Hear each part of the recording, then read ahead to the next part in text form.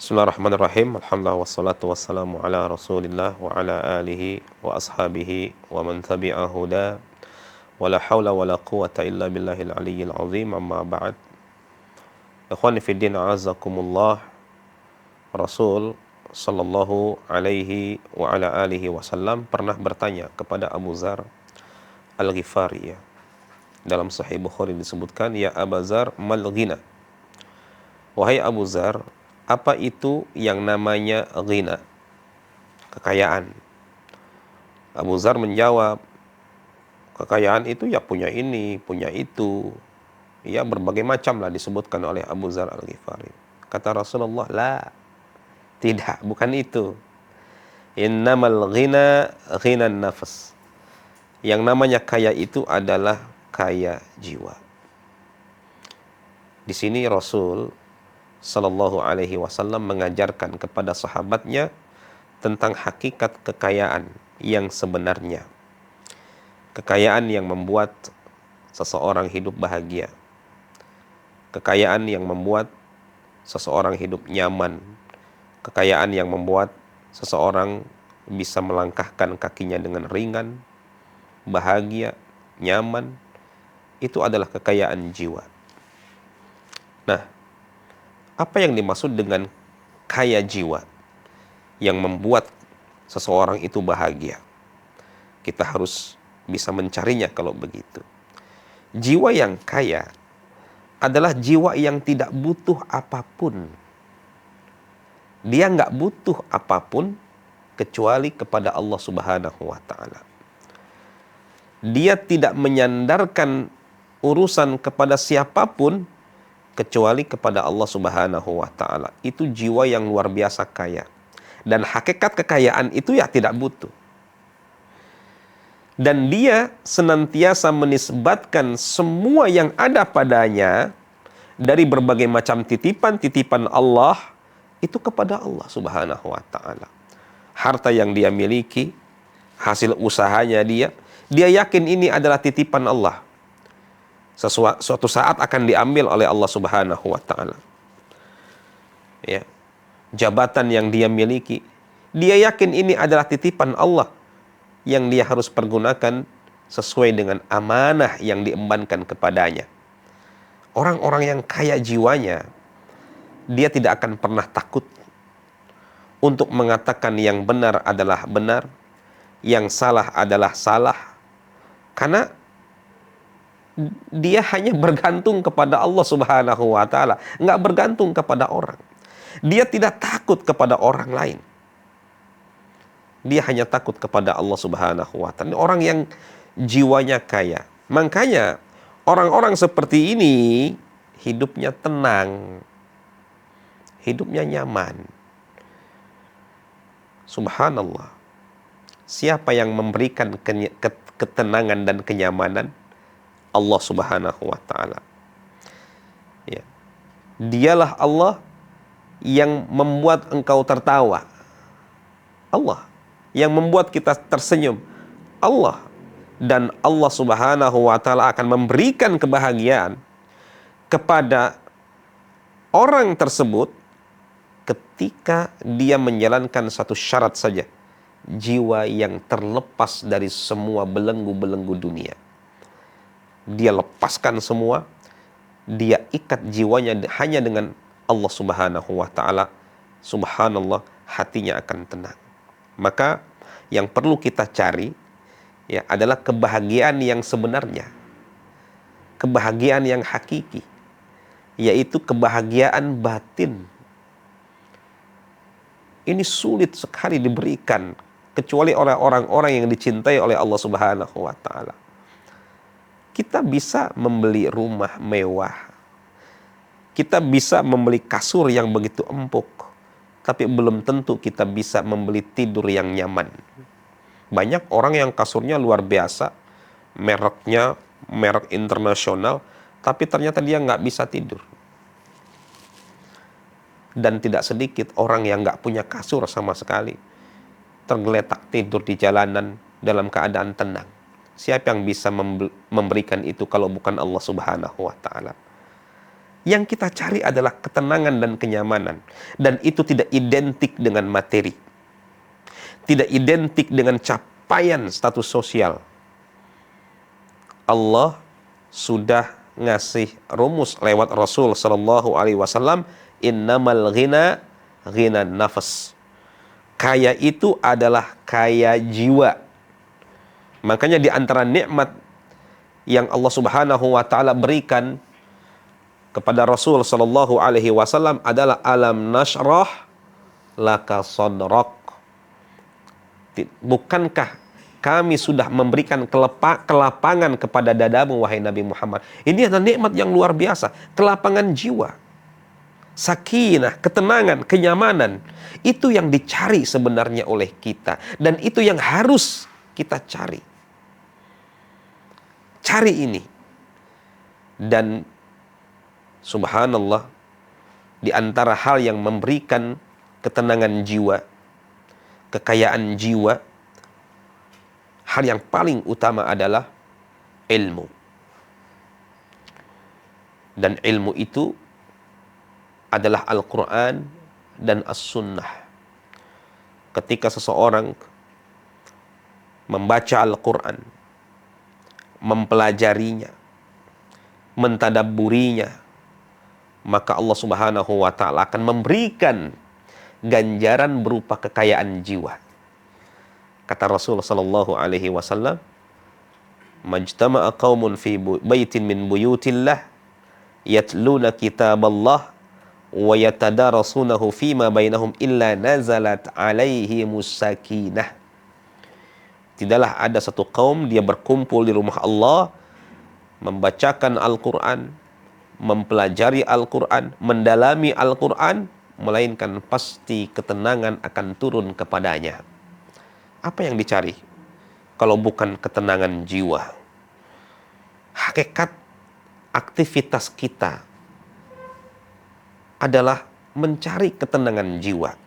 Walaupun mungkin sebagian orang berkata bahwa saya bekerja agar saya dapat uang sehingga saya bisa makan dan jiwa saya bisa tenang. Memang seperti itu. Tetapi yang kita cari adalah ketenangan jiwa yang sifatnya permanen. Bukan sifatnya sementara.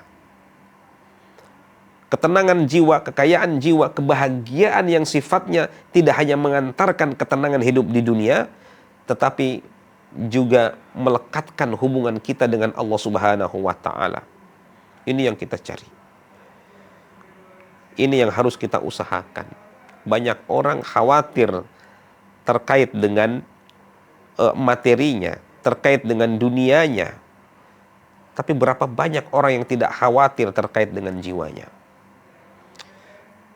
Nah, oleh karena itu kita harus merubah mindset kita. Bahwa Anda kalau ingin bahagia, pertama kali yang harus Anda lakukan adalah kaitkan diri Anda dengan Allah Subhanahu wa ta'ala. Dekati Allah dengan mengangkat kedua tangan Anda. Rayu Allah dengan zikir-zikir Anda. Ya. Sapa Allah Subhanahu wa ta'ala dengan lantunan bacaan-bacaan Al-Quran Anda. Subhanallah, Allah akan memberikan ketenangan jiwa dan itu mahal. Lebih mahal dari harta yang Anda kumpulkan. Dan pada puncaknya, itulah yang akan berguna nanti di akhirat. Yang akan berguna di akhirat adalah jiwa yang tenang, jiwa yang bersih. Yauma la yanfa'u malun wala banun illa man atallaha biqalbin salim. Hari di mana tidak ada lagi manfaat harta, tidak juga bermanfaat anak, kecuali yang menghadap Allah dengan hati yang tenang, hati yang bersih. Jadi semuanya nggak akan ada, semuanya tidak ada lagi manfaat. Apa yang kita usahakan berkeringat setiap pagi, subhanallah, berangkat pagi, pulang sore, pagi, pulang sore, pagi, pulang sore. Apa yang kita cari? Gini-gini aja hidup itu, subhanallah. Ternyata ya seperti ini. Coba kita rubah mindset kita bahwa kita ini ingin mencari ketenangan yang bersifat permanen. Yang ketenangan ini akan membawa kepada keselamatan kita di akhirat. Tidak ada cara lain kecuali dengan kita mendekatkan diri kepada Allah Subhanahu wa taala. Tidak ada cara lain kecuali dengan cara kita ya menggelar sejadah kita, bersimpuh, mengangkat kedua tangan kita, berdoa dan berzikir kepada Allah. Subhanallah, tenang jiwanya. Ini luar biasa, memberikan ketenangan jiwa yang luar biasa. Makanya kata Allah Subhanahu wa taala, ala bidzikrillahi tatmainnul qulub. Ketahuilah, dengan mengingat Allah, jiwa akan tenang. Ini sudah rumus. Ya. Dan aura positif hanya akan keluar dari jiwa-jiwa yang tenang. Dan itu dalam ajaran Islam hanya didapatkan ketika kita memperbanyak zikir kepada Allah Subhanahu wa taala. Apa sih susahnya kita menyebut nama Allah? Subhanallah, subhanallah, subhanallah, subhanallah, subhanallah. 1 detik berapa kali subhanallah kita bisa lakukan? Mungkin 3 kali subhanallah. Berapa waktu kita habiskan untuk scrolling media sosial tanpa zikir? Bahkan kita melihat perkara-perkara yang sifatnya maksiat sehingga hati kita kotor, tidak tenang, hidup merasa tidak nyaman. Bahkan ada sebagian gara-gara media sosial jatuh kepada maksiat yang lebih besar, judi online, hutang online, pinjol, atau perkara-perkara yang maksiat yang lainnya. Subhanallah. Berapa banyak waktu habis. Jangan sampai nanti kita termasuk orang-orang yang menyesal. Ketika masuk liang kubur, kita ingin dibalikan ke dunia. Ya. Jangan sampai seperti itu. Karena waktu akan terus berjalan. Waktu tidak akan pernah mengenal, tidak akan pernah mengenal kompromi. Dia terus berjalan. Anda taat, Anda tidak taat, waktu terus berjalan.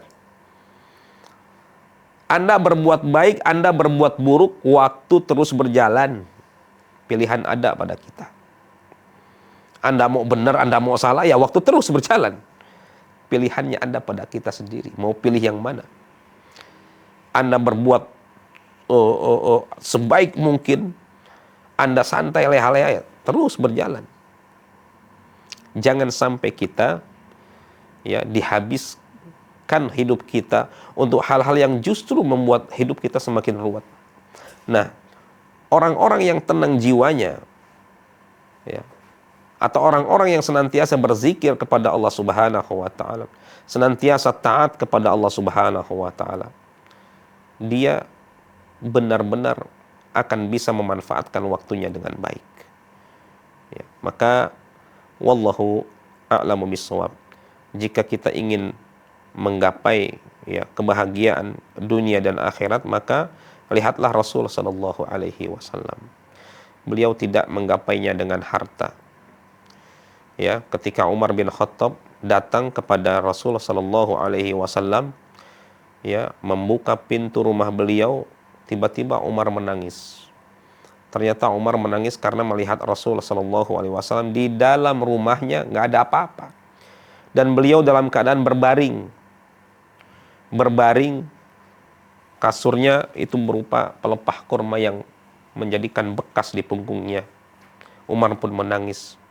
Ya Rasulullah, ya Rasul, engkau adalah seorang Rasul. Kisra, Raja Persia, hidup beralaskan permadani yang begitu indah. Ya, Kaisar, Raja Romawi, ya, kasurnya begitu empuk. Sedangkan engkau adalah seorang nabi, engkau keadaan seperti ini ya Rasulullah, kata Umar. Rasulullah SAW menjawab Umar sambil tersenyum. Ya Umar, mali walid dunya. Subhanallah. Wahai Umar, apa urusan saya dengan dunia ini, wahai Umar? Saya ini sama dunia itu seperti orang yang tengah istadallat tahta syajarah. Orang yang tengah transit di bawah pohon, istirahat sebentar kemudian pergi. Apa urusan saya dengan dunia? atarda an takuna lahumud dunya walanal akhirah. Kata Rasulullah. Mau nggak Umar? Buat mereka dunia dan buat kita akhirat. Subhanallah. Beliau adalah orang yang paling bahagia di dunia. Beliau adalah orang yang paling nyaman hidupnya di dunia. Tetapi lihat jalannya beliau. Bagaimana beliau ya menggapai kebahagiaan itu dengan mendekatkan diri kepada Allah Subhanahu wa taala. Dengan menjadi orang yang paling takut kepada Allah, dengan menjadi orang yang paling banyak beristighfar kepada Allah, dengan menjadi orang yang paling banyak menyebut nama Allah Subhanahu wa taala.